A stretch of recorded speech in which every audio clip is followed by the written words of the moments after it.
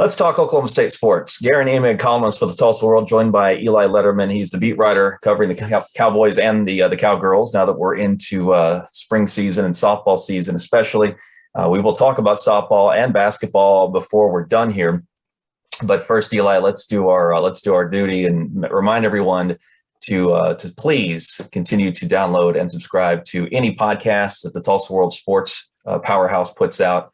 You can do that courtesy of Google, Spotify, and Apple, or watch this video every week that we manage to crank out at tulsaworld.com. We thank you seriously for your support and your patronage moving forward.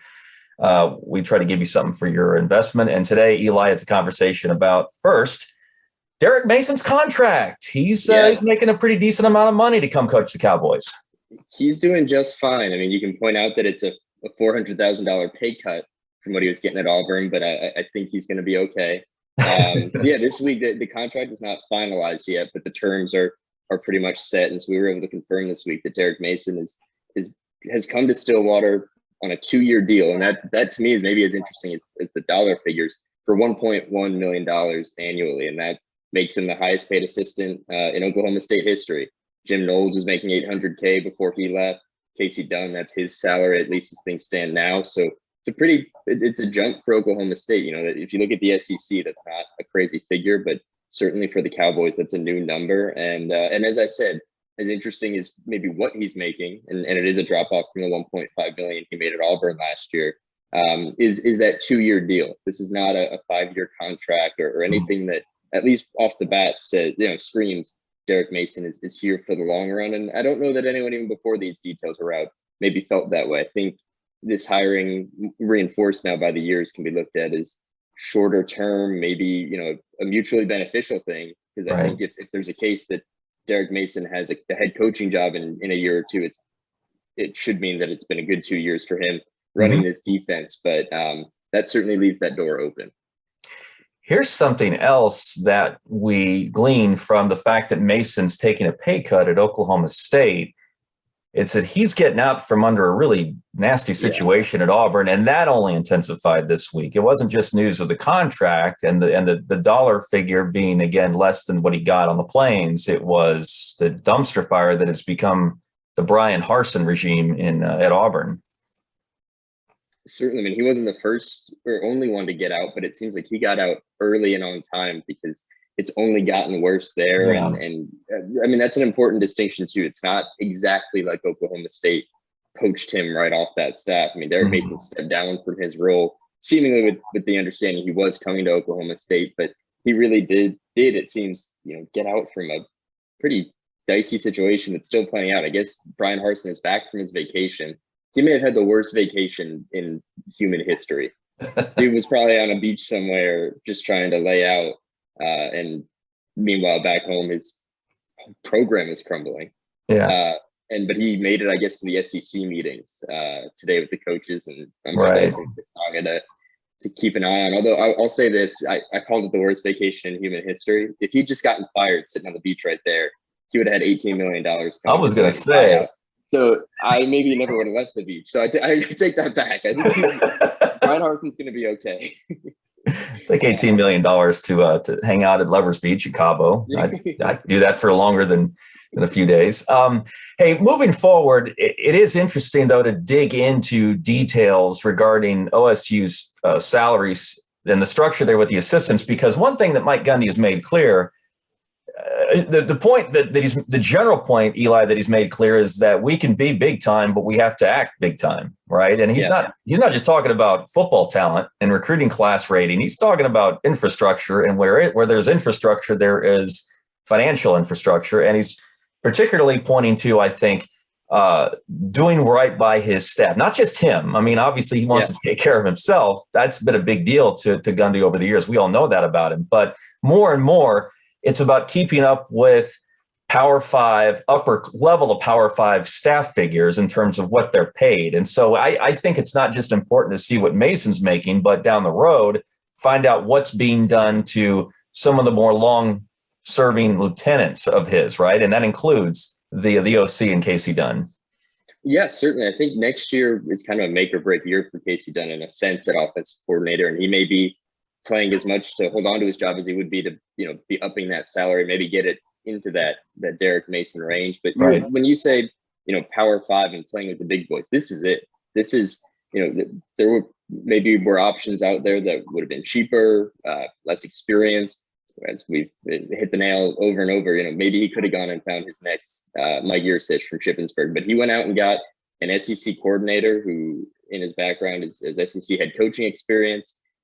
We all know what he did at Stanford. So this was a serious big swing, and sort of that's part of it. That's what he's spoken about since the Fiesta Bowl was elevating this program, and that's the start of it. And then beyond that is those other assistants. And I'd be curious, might have to dig a little to get these figures, but does someone like Joe Bob Clements or any of these other experienced assistants, did they get any kind of pay bump, whether it's the result of this past season and the success or keeping them around? Because we know Joe Bob Clements in particular is maybe someone we looked at for this job, or someone who he himself has said he's got aspirations down the line, and for him to make a move after 9 years to a different position to coach underneath Derrick Mason, you do wonder maybe if he's gotten a little bit bumped as well. So it's a good point to think about the trickle down there. You wrote about Clemens this week for The World in terms of his redefined role as linebackers coach. We're interested to see how that translates. I'll put a plug in for something I haven't written yet, but will by Super Bowl Sunday, and that's a piece about a former OSU defensive coordinator, Glenn Spencer, who I was able to speak with this week about Trey Flowers. And this is instructive, I think, not because of the fact that you want to promote someone that we once wrote about and who's playing in the Super Bowl, and there are quite a few of those guys in the game on Sunday between the Bengals and the Rams. Several former Oklahoma Sooners, especially when you consider that the two running backs for Cincinnati are Joe Mixon and Samaje Perine. But Flowers has been a part of since he's run to the Super Bowl in the secondary, and it was really cool reconnecting with Spencer. Not just because I enjoy speaking with him, he's a really decent man. Anyone who's known him or known anything about him will realize that. But the bond between coaches and players, it's easy to turn that into some kind of a cliche, Eli, because that's supposed to be there. But then when you realize that it does exist, and I won't get into the particulars of the column, but I will say that it's reassuring, I think, to realize that these kids stay in their coaches, bodies and souls when they've moved on, or when coaches take other jobs. And while it's easy to be jaded and cynical about the profession because of other things that coaches do, this stuff stays pure. And so I'll invite folks to check out the column, not just for Flowers' sake, but for Spencer's, a guy who had his ups and downs as a coordinator under Gundy, but as an influencer, as a mentor, I think is unassailable. So I thought that was cool. And I think that's maybe a good message right about now, or in this offseason with Oklahoma State, is maybe everyone needs to take a deep breath. There's going to be people upset about Jim Knowles still and feeling like he bailed, but I think the players who played under him are going to maintain that connection with him, maybe similar to what Glenn Spencer and Trey Flowers have felt, and vice versa. We haven't had a lot of breathing room on it. Well, I think down the road it'll be fascinating to hear what Jim Knowles has to say about his departure and what his players have to say, the remaining ones. But for all that can be made about a guy, pick whatever word you want, bailing for the money, yada yada, that those connections probably do remain, and that's kind of, as you said, pure at the center of this business that I think a lot of times feels anything but. Well, you bring up Knowles and his connection. I keep getting that picture of, was it after? I think it was after a game. It was either a game or a practice. I wasn't in the room, but I'm pretty sure you were, where Knowles was talking about something that was happening or had happened. I think it was after a game that I wasn't at, and two of his players came up and joined him on the podium, right? And he sort of put his arms around him, and was that? It was Harvell Peel and Jason Taylor. That's right. And that photo, it's one of my favorites that I have for this past season. It's just the two of them. They didn't say anything. They were, over the course of the season, Jason Taylor and Kobe Harvell Peel, roommates, good buddies, had kind of like served as their own bodyguards. If Jason Taylor was speaking, Kobe Harvell Peel would go up there and wouldn't say a word. He'd refuse to say a word, but he was there as his bodyguard and vice versa.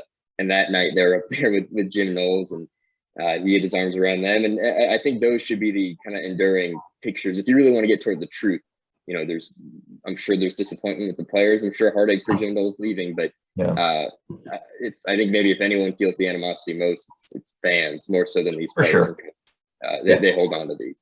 Yeah, the fans take this stuff ridiculously personally. I don't blame them necessarily, because you're in a lot of cases you're not just investing your fandom, you're investing your money if you're actually buying tickets and going to the games. I get it.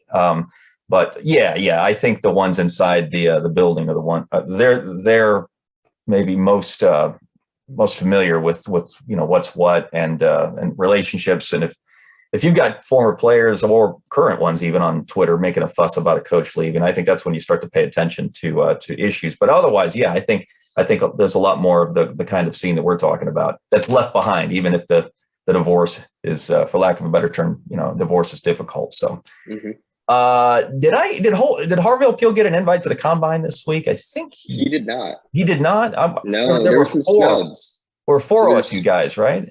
There's 3 OSU guys and 1 former. So Jelani Woods, former tight end, got the invite from Virginia, but it's Malcolm Rodriguez. You know what Colby Harville Peel did? He was one of the 3. It's him and Jalen Warren. Yes, he absolutely was. Okay.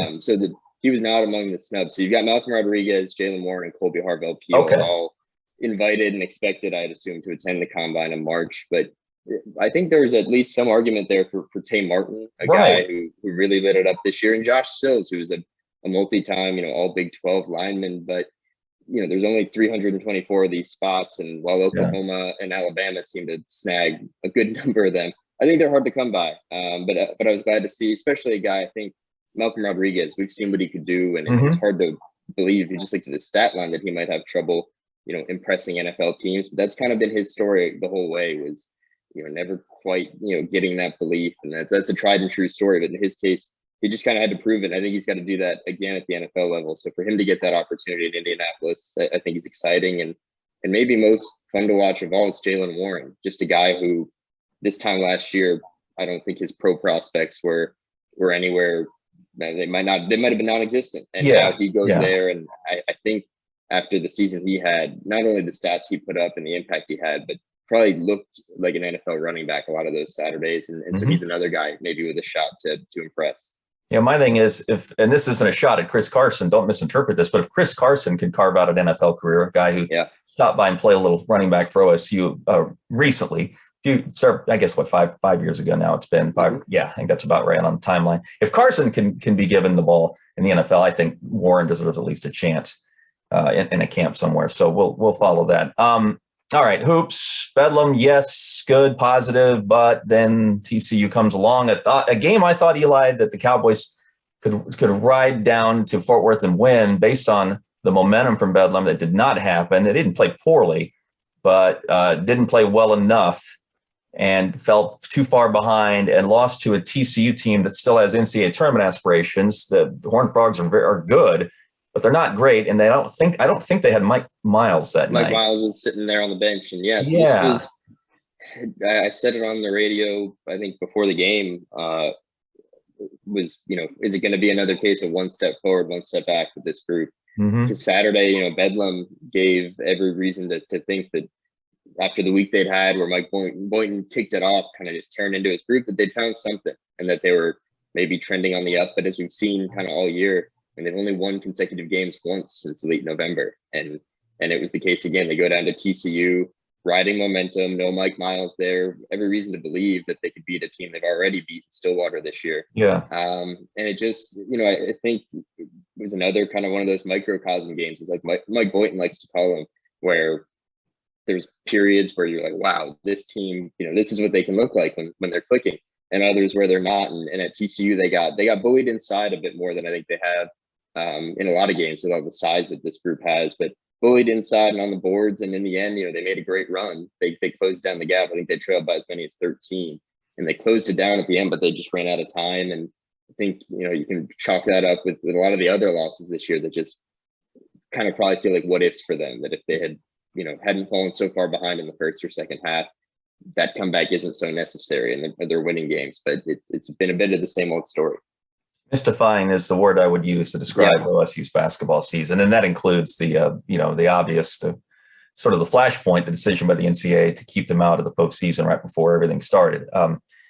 It's sort of mind-boggling. I know they go to Lawrence on Monday. Who they got this weekend before the Jayhawks? West Virginia. West Virginia. In Stillwater, and that's West Virginia has not been playing all that well, but I don't know, as we've talked about, there's no easy games in the Big 12, and I don't think Oklahoma State, certainly the way they've played, should feel like there's any easy games.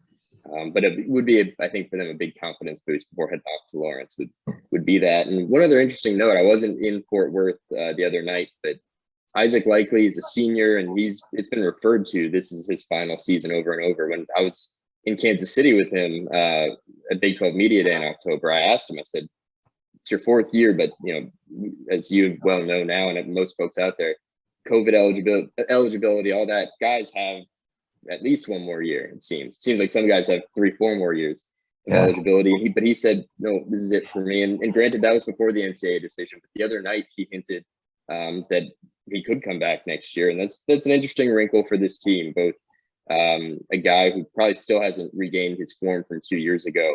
But also someone that after Bedlam, Mike Boynton said, we don't win games without Isaac Likely. That whatever the stat line looks like, whatever his game maybe looks like, he's pretty dang crucial. So that's just an interesting thing to maybe follow down the stretch, as if he's going to make a return next year and what that could mean for this group.